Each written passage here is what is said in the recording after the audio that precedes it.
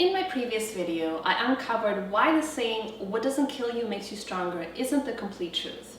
In this video, I'm going to dive deeper into the two different mindsets, fixed and growth mindset, which determine whether you actually wind up stronger after the struggle and how you can adopt more of the right mindset and how I realized that my mindset was fixed.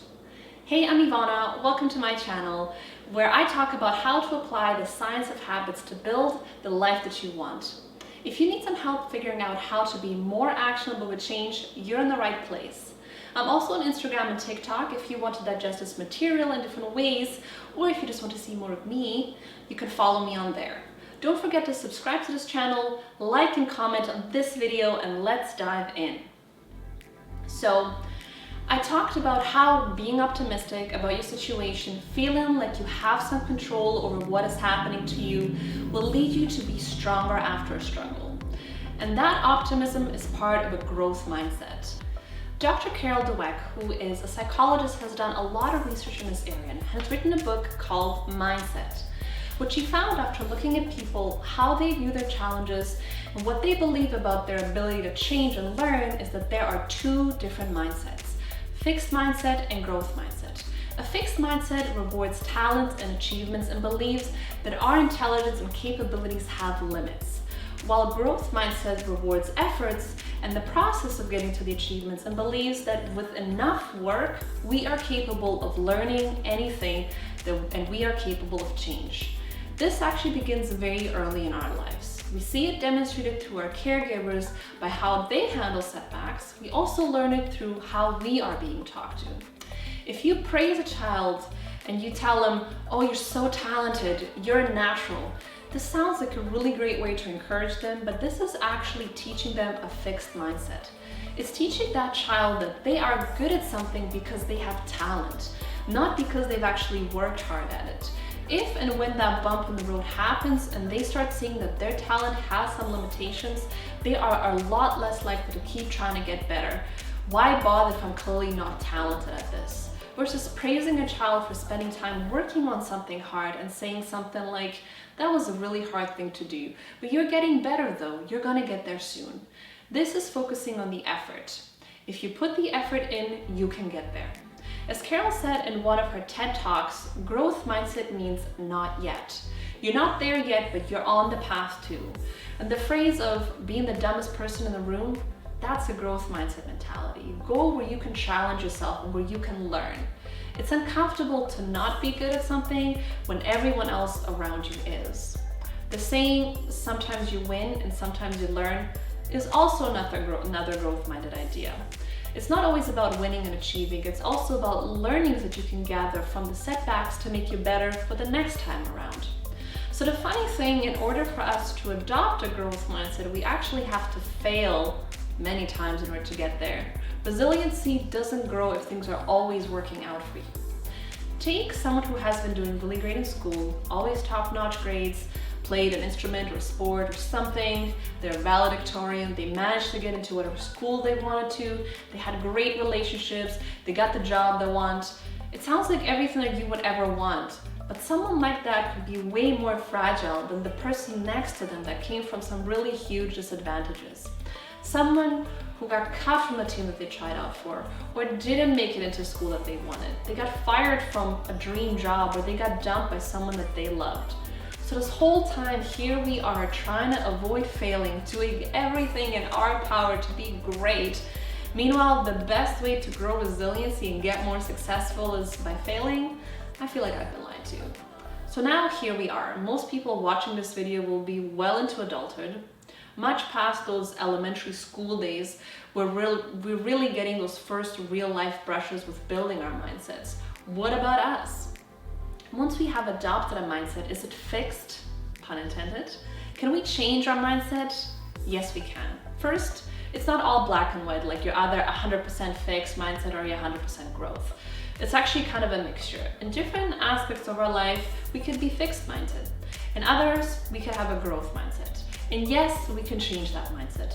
The growth mindset literally is about your ability to learn new things if you apply effort. So now this is optimistic. All right, so you're going out into the world, now you can focus on effort, not talent.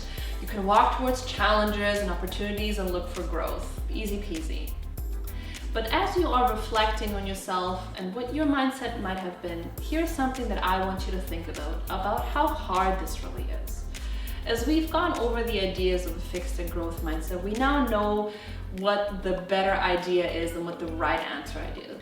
We know which side we should be on. It's kind of like reading a zodiac sign. Somehow the description always sounds just like you. Growth mindset looks at setbacks as learning opportunities. Of course, you can learn something from every situation, duh. Growth-minded people look for challenges. Oh my God, I'm like constantly looking for problems. Growth-minded people go where they are the dumbest people in the room. Oh my God, yes, I'm like the dumbest person that I know, like for real. Oh my God, how am I so growth-minded? I'm not even trying. Of course, when a situation is calm, we all think we are growth-minded. Or we think the next time something or someone rejects us, we will be. We're just gonna brush it all off and be like, sometimes you win and sometimes you learn. Meanwhile, when it actually happens, you're going over to the liquor store, grabbing your favorite wine or whatever drink you wanna have, calling your friends to complain about how it's not fair, or surrendering on the couch with Netflix and some ordered food and wallowing, because you know, so growth-minded. Or the next time someone else screws up, we think we'll be growth-minded. We will say something like, hey, you know what? You're doing great. You're gonna get it next time. That was a tough one. Try again. That would be a growth statement, focusing on effort. Meanwhile, you're like, WTF, does this look like what I asked for? My dog can do this better. It's a lot harder to be growth-minded than we actually think. It's not just a mindset shift, it's a practice. It's gonna take time, and those first instincts may not always be the right ones. It's gonna take some reassessing and trying again. Many of us actually have a fixed mindset, contrary to what we would like.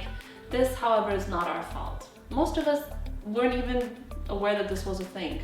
Maybe you were today years old when you learned about all of this. Especially if you are someone that grew up with really high expectations from parents or coaches and stuff around school, sports, or any kind of extracurricular activity. This could be your story too.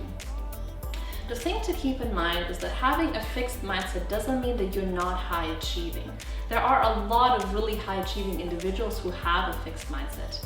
I didn't realize that I had a fixed mindset until I looked back on how I handled some of my setbacks before. There was a particular one that I recall that at the time didn't dawn on me at all, but now I see things clear as day. I have always been very studious. I found that learning and performing well in exams came fairly natural to me. I wasn't a genius or anything, but I was never struggling. I did spend some time studying, but I was always rewarded with straight A+. I was always told by my parents that I wasn't particularly talented at anything, but that I was smart, which to me meant being smart, specifically book smart, was my talent. I wasn't particularly bad at anything. I was just, fairly athletic. I was musical and artistic, but the only thing that mattered was for me to get good grades. So most of my effort and time was spent on that. The standards were high, but I was always able to deliver on all of that over the years of school, all the way through high school. So I thought that my smarts would be what would get me through life. I would just get into whatever faculty that I wanted. I would get an A+ in all of my university courses. I would slay any entrance exam that I had. I could go anywhere that I wanted. In my first semester of my first year of university, I was writing my first midterm in one of my chemistry classes. And I thought I'm pretty good at chemistry, but what I learned quickly is that everything I knew about chemistry in high school was only gonna get me through those first 15 minutes of the first class. I was in the deep end right away. It was hard, immediately.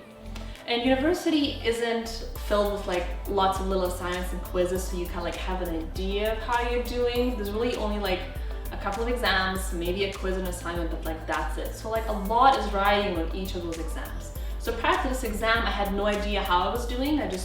Here I was writing my first one, expecting another A or A+, and when the exam came back, I had a C+. A C+, what the hell? The only testable thing we did all term, and here I was barely hanging on. I didn't know how to study for these exams. I was used to classes that covered everything I would ever need to know in class. I never had to study from the textbook, but university was clearly very different. So I remember seeing my grade and I was crushed. I started crying. My entire future was clouding before my eyes. Like, I can't get in with a C+. Like, my GPA is ruined. How am I supposed to recover from all of this? Like, I didn't think at the time, you know what, I probably just don't know how to prepare for these exams. Maybe I'm gonna chat with some of the other students, see how they're preparing. Or maybe I'm gonna see if I can find some old tests, maybe get some tutoring. You know, what did I do? I was thinking, Ivana, you're stupid. You're not smart, you're not as smart as you thought you were. Here you are, you've reached your peak of intelligence in high school. This is the best that you're capable of. Now you're just gonna have to struggle just to get decent grades. You're not special, you're mediocre, you're average, really. The only C I had ever received in my entire academic career, and my entire identity was hanging on by a thread. I had never had to come back from anything like this.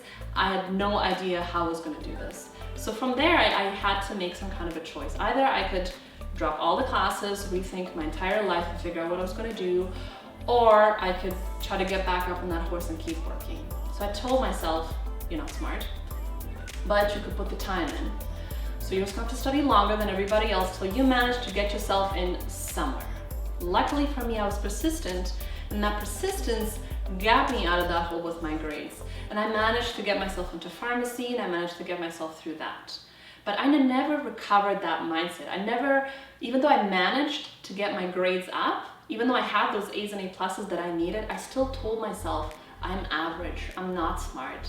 Because if I was smart, I wouldn't have to work so hard. People that are smart don't have to study this much. The only thing that helped me is that I actually took the time of putting in the effort as a way to like compensate for the fact that I wasn't smart. I never looked as my effort as something that was making me smarter because I was spending more time on things and it's helping me get better. It was actually just really bad self-talk. Well, it is sometimes, even these days. And even now, I'm not gonna tell you like, oh, I'm 100% over it, I'm so growth-minded. Even though I know what the right answer is, it's still a lot easier said than done. It's a practice, and I still have to catch myself when I'm getting defeated and have to remind myself, you know what? Take a different approach. You're learning, you can do this. So, if you are recognizing yourself in my story, or you are remembering a different situation for yourself that made you realize how hard of a setback you took, don't feel bad about it. At the time you didn't know, and I didn't know either, and there's no need to blame anyone for this. You're capable of learning something new, and that is how you can make some changes. It does take time, it's definitely a practice. So following the story, can you identify what kind of a mindset you have towards learning? If you like this video, give it a thumbs up, leave me a comment in the bottom, and subscribe to this channel. And don't forget, you can also find me on Instagram and TikTok, and I will see you next time.